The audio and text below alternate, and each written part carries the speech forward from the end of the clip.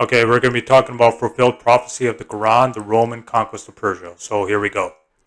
The Quran, chapter 30, verse 2 to 4 states, the Romans have been defeated in a nearby land, yet following their defeat they will triumph within 3 to 9 years.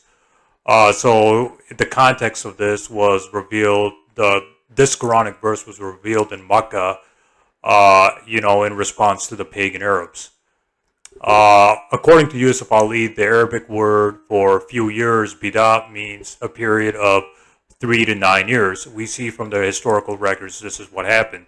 So basically, the reason why the Quran chapter 30 verse 2 to 4 was revealed was because the pagan Arabs were saying that the Persians beat the Romans. This happened during the Roman wars with the Persians. So the Quran chapter 30 verse 2 to 4 states that the Romans would defeat the Persians, much to the pagans, to refute the pagans, because the pagans were cheering for the Persians or wanted the Persians to win. So the Quranic verses came down rebuking them or refuting their future boast about the Persians. But anyways, the Persians defeated the Romans and captured Jerusalem at about 614 or 615 CE. It was 614. It was the year 614 that the Quran chapter 30 was revealed to the Prophet Muhammad. So this timeline is important, as we'll see. The Romans counterattacked the Persians in 622 CE. The battle known as Heraclius Campaign of 622 CE was the Roman Empire Heraclius defeating the Persians in Anatolia, which is modern-day Turkey. This happened exactly 7 to 8 years, 8 years after the Quranic verses were revealed. So this prophecy came true in the time period given in the Quran, which is the time period of Bidah. Bidah meaning 3 to 9 years. So this happened within 7 to 8 years, which fits the Quran's prediction. The Quran's prediction that the Romans would beat the Persians within 3 to 9 years. For the secular records confirming this, and emphasis on secular, see the following sources, which I'll leave on the screen. So these are secular non-Muslim sources that confirm the Roman victory over the Persians.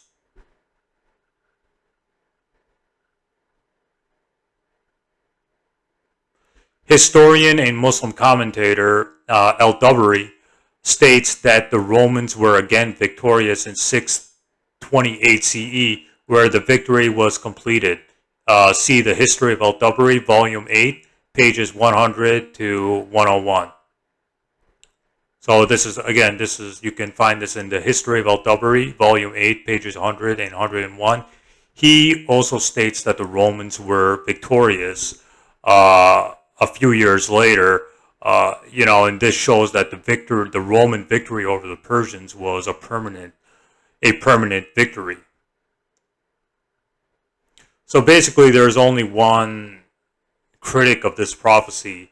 It's the infamous, Sam the Scam Shamoon, or should I say, Sam Smackdown on ex-wife Shamoon, admits this prophecy of the Quran came true, but he tries to argue that the Quran was textually changed to make this prophecy come true.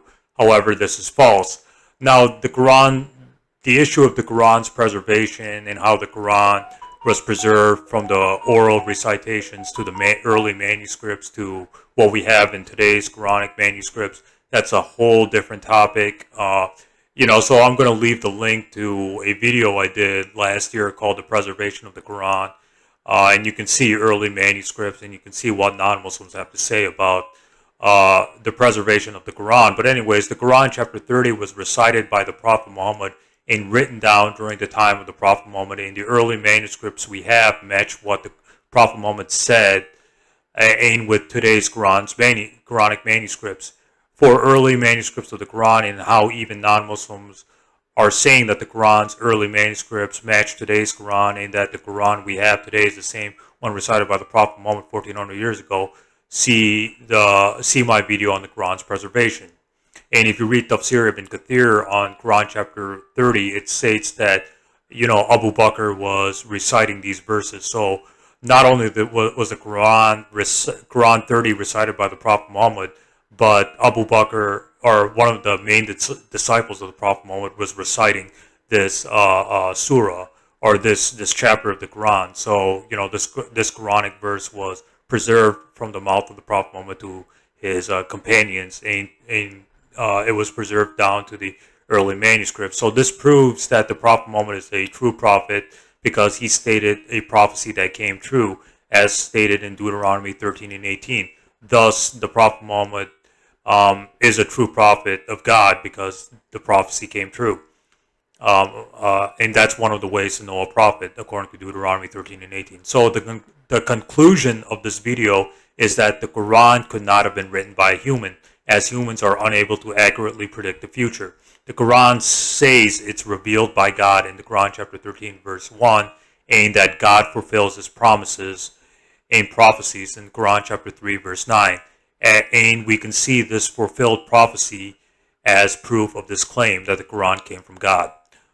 So this is just one of the many examples of the Quran not coming from a human source. The Quran had to be written by a supernatural source, and the Quran states it's from God in the Quran chapter 13 verse 1, etc., etc.